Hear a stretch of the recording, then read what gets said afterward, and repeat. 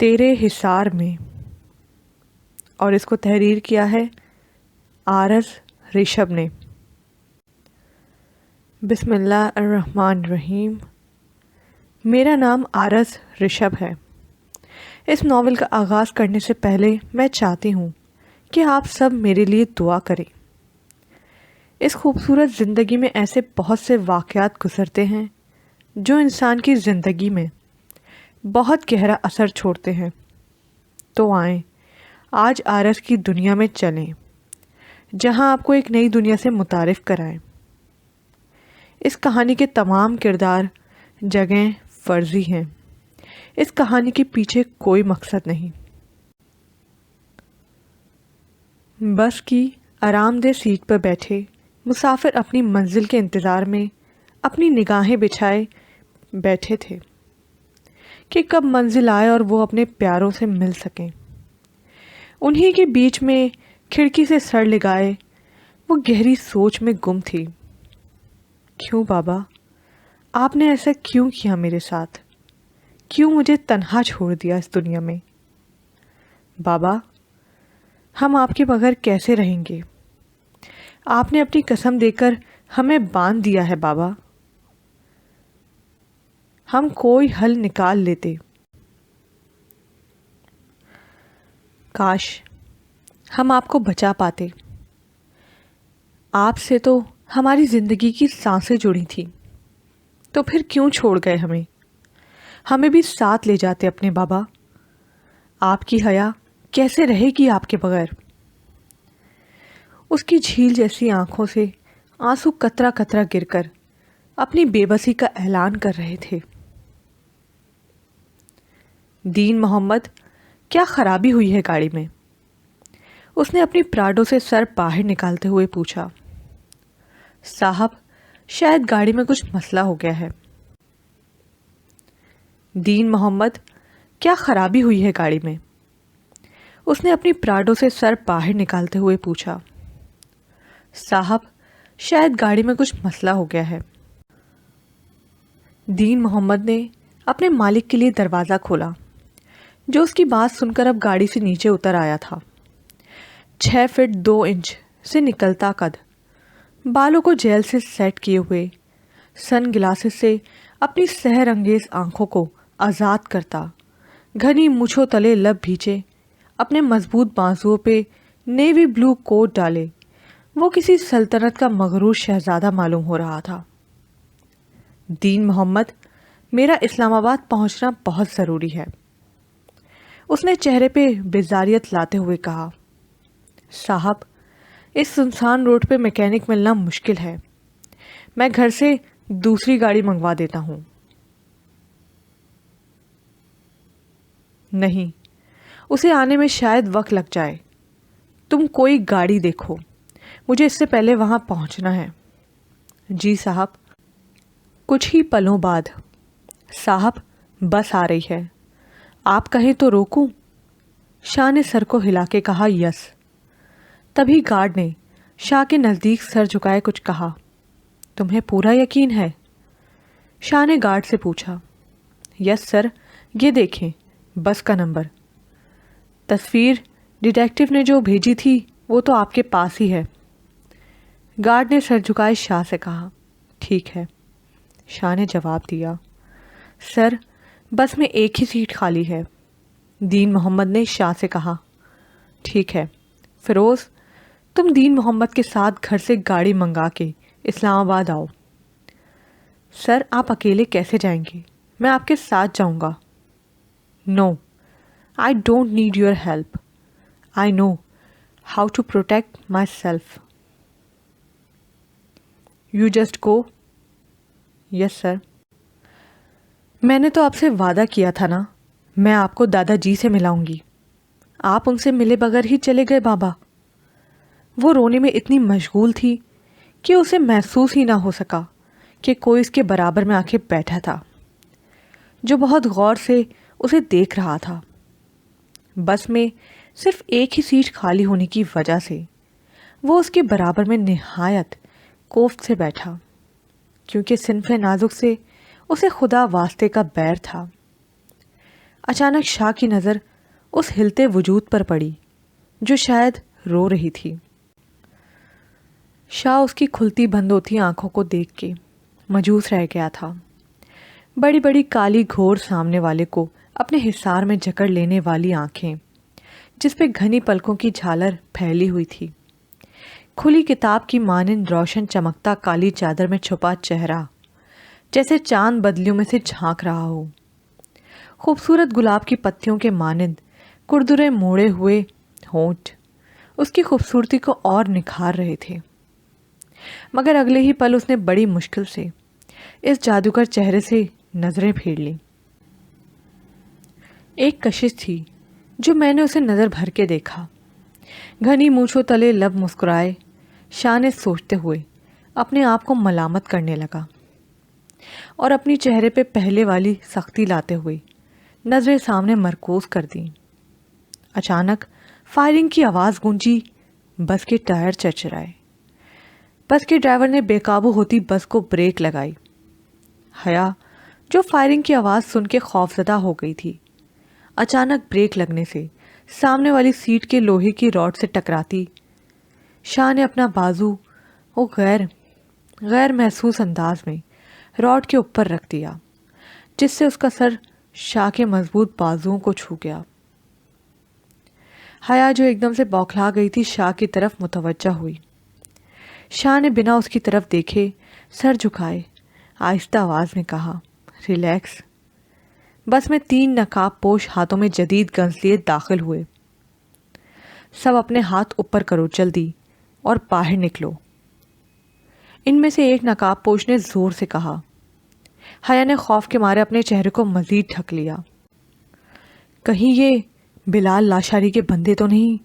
یا اللہ میری عزت کی حفاظت کرنا، اس کی خاطر میرے بابا کی جان چلی گئی۔ حیا نے خود سے آہستہ آواز میں کہا، مگر ساتھ بیٹھے شاہ نے اس کی بات سن کے اپنی ہاتھ کی مٹھیوں کو زور سے بھیجا۔ عورتیں اور بچے چیخنے لگی۔ ان میں سے ایک عورت آگے آئی، بھائی ہمیں جانے دو، تمہیں اللہ کا واسطہ لگے، میرے بچے میرا انتظار کر رہے ہوں گے۔ بوڑھی عورت اس دہشت گرد کے آگے ہاتھ جوڑے التجا کر رہی تھی۔ اچانک اس نے بوڑھی عورت پہ فائر کھول دیا اور وہ لہرا کے نیچے گری۔ نقاب پوش نے بندوق کا رخ مسافروں کی طرف کر کے زور سے کہا، اور کوئی ہے جسے جلدی گھر جانا ہے؟ سب نے ڈر کے مارے سر نام ہلایا۔ نیچے اترو سب، ان کی تلاشی لو اور سب کے فون چھینو۔ ایک نقاب پوش نے اپنے دوسرے ساتھی کو کہا، تم سب کو ہم نے بندی بنا لیا ہے، جب تک حکومت ہمارا ساتھی نہیں چھوڑتی تم سب کو ہمارے ساتھ رہنا ہوگا۔ جو زیادہ ہوشیاری دکھائے گا وہیں اس کو اس بڑھیا کی طرح بھون کے رکھ دوں گا، اس لیے سب لائن سے جنگل کے اندر چلو۔ ایک دہشت گرد نے بندوق کندھے پر ڈالے سب کو کہا۔ سب لوگ ڈر کے مارے ان کے پیچھے چلنے لگے۔ اوائل نومبر کی ٹھٹھرا دینے والی سردی میں دھوپ چھاؤں کی ہوتی آنکھ مچولی میں وہ اونچی نیچی ڈھلانوں سے گزرتے ہوئے درختوں کے سائے میں مرجھائے پتوں پہ قدم رکھتے تو فضا میں ایک عجیب سا ساز پیدا ہوتا جو کانوں کو بہت بھلا سا لگتا۔ حیا قدرت کے ان حسین مناظر کو دیکھ کر مبہوت ہو رہی تھی کہ اچانک آواز آئی، رک جاؤ، ان سب کی آنکھوں پہ کپڑا باندھو اور اس رسی سے سب کے ہاتھ باندھو جلدی۔ اس نے اپنے کندھے سے رسی اور کپڑا اتار کے اپنے دوسرے ساتھی کی جانب پھینکا۔ بیٹا آپ لوگ یہ ٹھیک نہیں کر رہے، مولوی صاحب نے سر جھکا کے اونچی آواز میں کہا۔ اوئے مولوی کے بچے، اگر اپنی زندگی چاہتا ہے تو زبان بند رکھ، ورنہ بڑھیا کے پاس بھیجنے میں مجھے ایک لمحہ نہیں لگے گا۔ نقاب پوش نے غصے سے مولوی کو دیکھتے ہوئے کہا۔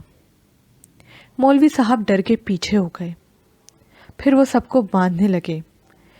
5-6 لوگوں کے بعد جب باری حیا کی آئی تو وہ چلائی، نہیں ہمیں ہاتھ مت لگانا۔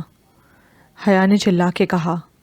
حیا کو ایسے لگا جیسے بلال لاشاری اس کی طرف بڑھ رہا ہے۔ ہاں، وہ تینوں نقاب پوش ہنسنے لگے۔ اچھا تو ہم ہاتھ نہ لگائیں، اس نے حیا کی طرف بڑھتے ہوئے کہا۔ نہیں، دیکھو میرے قریب مت آنا۔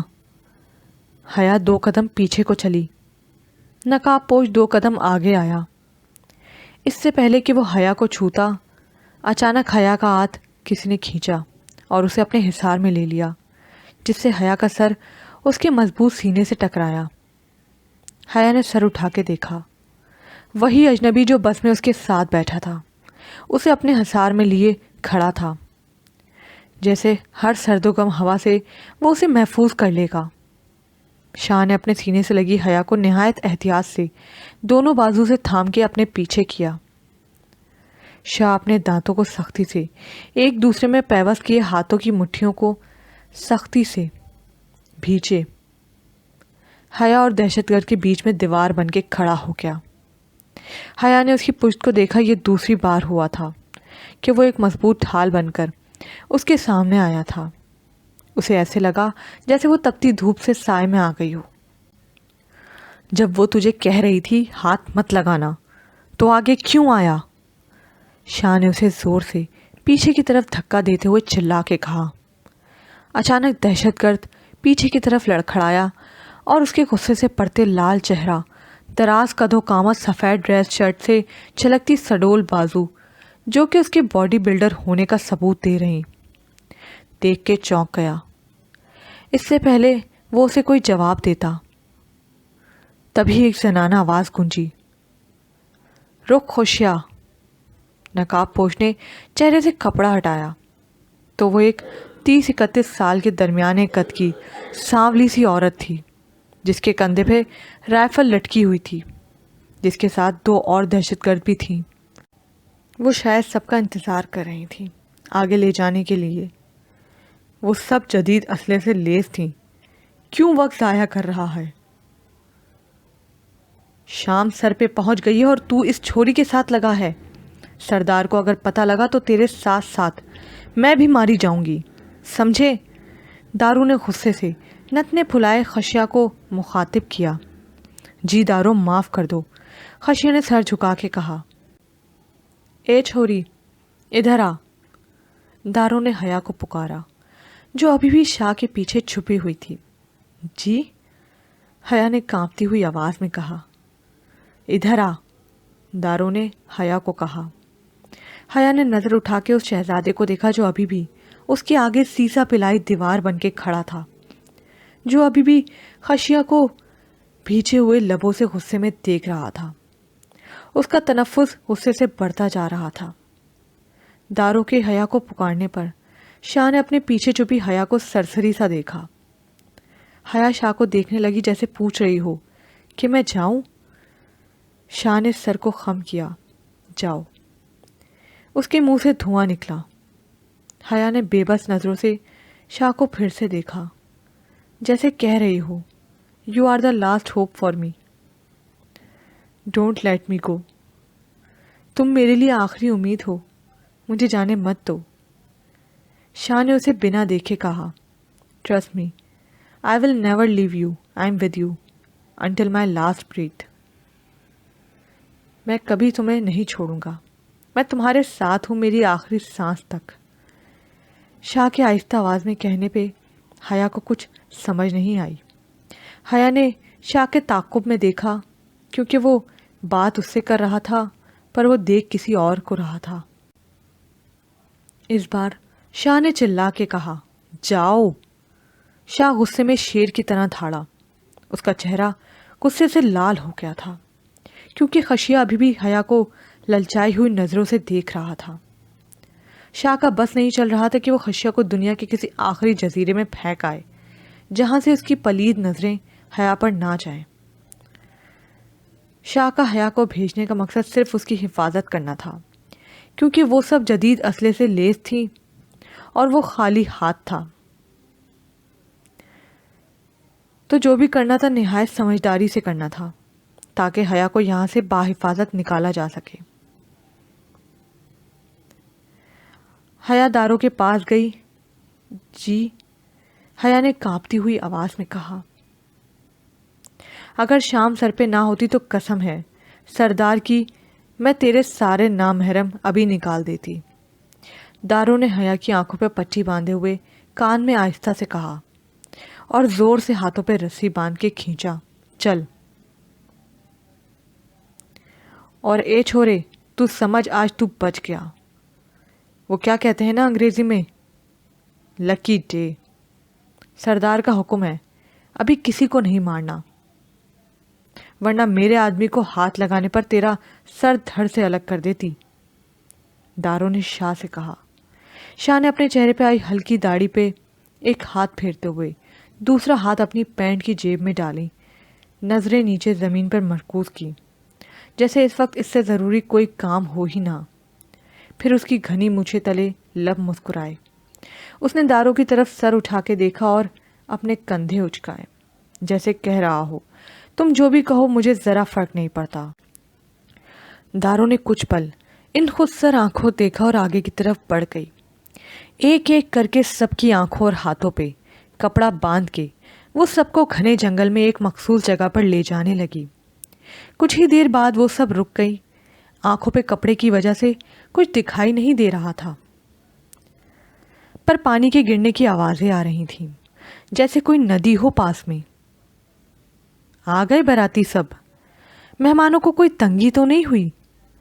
سردار نے اونچی آواز میں پوچھا۔ نہیں سائیں، خشیہ نے سردار کو ہاتھ باندھ کے جواب دیا۔ شاباش، مہمانوں کی آنکھوں سے کپڑا ہٹاؤ، ان کی خاطر مدارت کرو، سردار نے کہا۔ خوشی اور اس کے دو تین اور ساتھی سب کی آنکھوں سے پٹیاں ہٹانے لگے اور ہاتھ کھولنے لگے۔ شاہ نے آنکھوں کو دو تین بار جھپکا۔ واضح ہونے پر قدرت کے اس حسین نظارے کو دیکھ کے کچھ پل کے لیے آنکھیں چکا چوندھ ہو گئیں۔ پہاڑوں سے گرتا ہوا آبشار جو پتھروں سے ٹکرا کے ایک خوبصورت سا ارتاش پیدا کر رہا تھا۔ گھر لوٹتے پرندوں کا چہچہانا کانوں کو بہت بھلا سا لگ رہا تھا۔ فضا میں ایک عجیب سی خنکی تھی۔ جو بھی ہو، یہ سب اگر نہ ہوتا تو یہ جگہ شاید میرے لیے جنت ہوتی۔ شاہ نے اپنی سوچ کو خیر آباد کے اپنی نظریں اس کی تلاش میں دوڑائیں۔ پاس ہی وہ اسے درخت کے نزدیک اپنے آپ سے ناراض، ہوا کے دوش پہ اپنی بے قابو ہوتی کالی چادر کو سنبھالنے کی کوشش کرتی نظر آئی، جس کی وجہ سے اس کا سفید لباس کالی چادر میں سے جھلک رہا تھا۔ شاہ زیر لب مسکرا اٹھا۔ مائی گرل۔ وہ آہستہ آہستہ بنا کسی کی نظروں میں آئے حیا کے بائیں جانب آ کر کھڑا ہو گیا۔ کچھ مسافر ابھی بھی آہستہ آہستہ اونچی نیچی پتھروں سے جگہ بناتے ہوئے نیچے آ رہے تھے۔ سب کو پتہ تو لگ ہی چکا ہوگا تم سب یہاں کس مقصد کے لیے لائے گئے ہو۔ حکومت جیسے ہی ہمارے ساتھی کو چھوڑے گی تبھی تم سب کی رہائی ممکن ہوگی، اس لیے جو جہاں ہے وہیں بیٹھ جائے، سردار نے اونچی آواز میں سب سے کہا، اور پھر سب سے اوپر اونچی ڈھلان پہ جا کے بیٹھ گیا۔ حیا تیز ہوا میں چادر کو سنبھالتی سر جھکائے سردی سے کانپ رہی تھی۔ گھر سے جلد بازی میں نکلتے وقت اس نے سفید کلیوں والے ریشمی فراک پہ ہلکا سا سفید سویٹر زیب تن کر رکھا تھا۔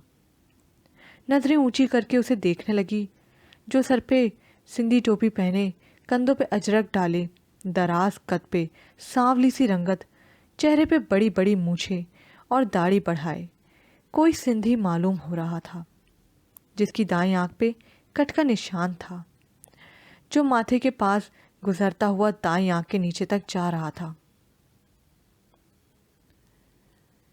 حیا کو ایک دم سے جھرجھری سی آئی۔ وہ خاموشی سے درخت کی اونٹ میں ہو کے بیٹھ گئی۔ صبح سے جو واقعات اس کے ساتھ گزر چکے تھے ان کے بارے میں سوچنے لگی۔ میں نے تو ابھی اپنے باپ کا غم بھی نہ منایا تھا۔ اللہ جی، آپ نے مجھے ایک نئی آزمائش میں ڈال دیا ہے۔ حیا نے اپنے گھٹنوں پر سر رکھی آنکھوں کو بند کی تو قیمتی موتی بند آنکھوں سے لڑیوں کی صورت میں بہنے لگے۔ شاہ جو زمین پہ درخت کے سہارے بیٹھا ٹانگ پہ ٹانگ رکھے چھوٹے چھوٹے کنکر اٹھا کے ندی میں پھینک رہا تھا، سسکی کی آواز پہ اپنی دائیں جانب دیکھا۔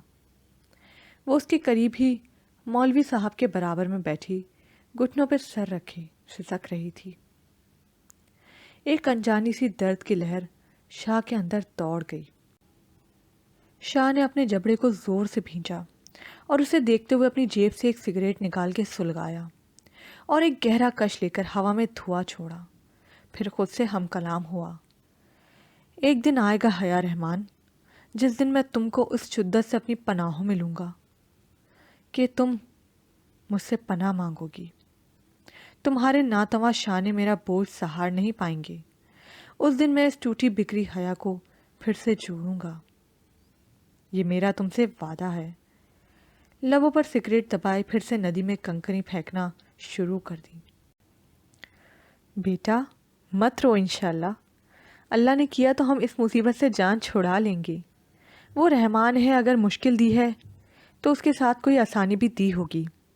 آپ مت روئیں، اللہ آپ کے گھر والوں کو اس مشکل وقت میں صبر عطا فرمائے، آمین۔ مولوی صاحب کی اس بات پر حیا اور زیادہ رونے لگی۔ بیٹا مجھے معاف کر دو اگر میری کوئی بات بری لگ گئی ہو۔ مولوی صاحب نے حیا کے جھکے سر پہ ہاتھ رکھتے ہوئے کہا، بیٹی چپ کر جاؤ، وہ لوگ متوجہ ہو جائیں گے۔ آپ نے جب مجھے بیٹی کہا نا تو ایسے لگا میرے بابا نے مجھے پکارا ہو۔ حیا نے مولوی صاحب کو دیکھتے ہوئے سر اٹھایا۔ مولوی صاحب نے حیا کو دیکھا، آنسوؤں سے بھرا چہرہ ہچکیوں کے دوران کہتے ہوئے سر پھر جھکا گئی، بیٹا میں آپ کے بابا کی طرح ہی ہوں، ویسے معذرت چاہتا ہوں آپ کی ذاتیت میں داخل ہو رہا ہوں، مگر بیٹا جی میں مسجد کا پیش امام ہوں اور چونکہ ہم اغوا ہوئے ہیں اور آپ اکیلی اس طرح بیٹھی ہیں، ایک بات پوچھوں اگر آپ برا نہ منائے تو؟ مولوی صاحب نے حیا سے پوچھا۔ جی پوچھیں، حیا نے کہا۔ شاہ نے مولوی صاحب کو دیکھتے ہوئے سر کو تھوڑا پیچھے کی طرف کیے اس پری پیکر کی طرف دیکھا جو مولوی صاحب کی اوٹ میں ہو کے بیٹھی تھی تاکہ شاہ کی نظریں اس پر نہ پڑیں۔ حیا کو شاہ کی پرستش نگاہیں خود پہ محسوس ہو رہی تھیں۔ ظرافت پھڑکی مگر حیا کی لرزتی پلکیں دیکھ کے شاہ کو اس پہ ترس آ گیا۔ اس نے اپنی گھنی مونچھوں تلے مسکراتی لب چھپائے اور شرارتی لہجے میں آہستہ آواز میں حیا پر نظریں گاڑتے ہوئے کہا، انسانیت کے لیے۔ جہاں حیا کو اس کے جواب پہ اطمینان ہوا وہیں اس کی نظریں خود پہ محسوس کر کے اپنا آپ جلتا ہوا محسوس ہوا۔ شاہ کے اس جواب کی مانو مولوی صاحب کو امید تھی۔ مولوی صاحب مبہم سا مسکرائے شاہ کو دیکھتے ہوئے جیسے کہ کہہ رہے ہوں، بیٹا میں نے بال دھوپ میں سفید نہیں کیے۔ مولوی صاحب نے اپنا رخ اب حیا کی طرف کیا۔ بیٹے آپ کے بابا کہاں ہیں اور آپ اتنی دور اکیلے اپنے گھر والوں کے بغیر سفر کیوں کر رہی تھیں؟ یہاں جتنی بھی لڑکیاں ہیں وہ سب اپنے گھر والوں کے ساتھ ہیں سوائے آپ کے۔ حیا نے اپنے گھٹنوں پر سر جھکائے نہ میں سر ہلایا، بھاری روئی ہوئی آواز میں آہستہ آہستہ اپنے اندر کے غبار کو باہر نکالنے لگی۔ میرا اس دنیا میں بابا کے علاوہ کوئی نہیں۔ امی دنیا میں لاتے ہی مجھے چھوڑ کے چلی گئیں، میں ان کی اکلوتی اولاد ہوں۔ اس دنیا میں بابا ہی میرا واحد سہارا تھے، آج وہ سہارا بھی چھوٹ گیا مجھ سے۔ آپ کہہ رہی تھی نا سب پریشان ہو رہے ہوں گے گھر میں، میرے گھر میں کوئی ہے ہی نہیں، اور جو تھا پریشان ہونے والا آج میری راہ نہیں تکے گا مولوی صاحب۔ آج حیا کے سر سے سائبان اٹھ گیا، آج حیا کے سر سے سائبان اٹھ گیا۔ بابا، حیا نے ایک دم سے اپنا سر اٹھا کے آسمان کی طرف دیکھتے ہوئے کہا۔ آنسوؤں کی ایک جھڑی سی تھی جس کی جنگ چھڑ گئی تھی۔ اس بیچ شاہ جو بظاہر سامنے دن اور رات کی ہوتی آنکھ مچولی میں بہتی آبشار کو دیکھ رہا تھا، پر وہ بنا دیکھے بھی حیا کی آنکھوں سے گرتا ایک ایک آنسو اپنے دل پہ گرتا محسوس کر رہا تھا۔ شاہ کو ایسے لگا جیسے اس کے اندر آگ دہک اٹھی ہو۔ اس زردیل کو میں چھوڑوں گا نہیں جس نے تمہارا یہ حال کیا ہے، یہ میرا دوسرا وعدہ ہے تم سے، شاہ نے آسمان کی طرف دیکھتے ہوئے کہا۔ شاہ چاہتا تھا حیا اپنے اندر کا سارا غبار نکال لے، اس لیے نہ چاہتے ہوئے بھی اسے ٹوکا نہیں۔ مولوی صاحب نے حیا کے سر پر ہاتھ رکھا بیٹا صبر کرو، اللہ صبر کرنے والوں کو پسند فرماتا ہے۔ اس طرح رو کے اپنے بابا کی روح کو تکلیف مت دو۔ اللہ نے تمہیں کسی مقصد سے اس دنیا میں بھیجا ہے، اس مقصد کو پورا کرو۔ انشاءاللہ اللہ کے ہر کام میں کوئی نہ کوئی مصلحت ہوتی ہے، اس میں بھی آپ کے لیے کوئی بہتری ہوگی۔ رو مت، اپنے بابا کے حق میں دعا کرو، اللہ انہیں جنت الفردوس میں جگہ دیں، آمین۔ آج سے میں تمہارا پاپا ہوں۔ شاید اللہ نے اسی لیے مجھے اولاد نہیں دی تھی کہ بڑھاپے میں پلی پلائی اتنی پیاری بیٹی جو ملے گی۔ بتاؤ کیا بنو گی میری بیٹی؟ مولوی صاحب نے حیا سے پوچھا۔ حیا نے اپنی آنکھوں سے آنسو صاف کیے اور سر ہاں میں ہلایا۔ شکر ہے تیرا اللہ جو تو نے مجھ جیسے بندے کو اس عمر میں اولاد جیسی نعمت دی۔ مولوی صاحب نے اوپر آسمان کی طرف دیکھتے ہوئے شکر ادا کیا۔ حیا ان کی بات سن کے مدھم سا مسکرائی، جیسے اس مسکراہٹ کو لانے کے لیے کتنے جتن کیے ہوں۔ شکر ہے اس ندی کے پانی کی آواز کی وجہ سے وہ ہماری طرف متوجہ نہیں ہوئے۔ یہاں پر یہ پارٹ اختتام کو پہنچا۔ مزید پارٹ سننے کے لیے اردو ناول زبر پرائڈ کو لائک کیجیے، سبسکرائب کیجیے، شیئر کیجیے، کمنٹ کرنا مت بھولیے گا۔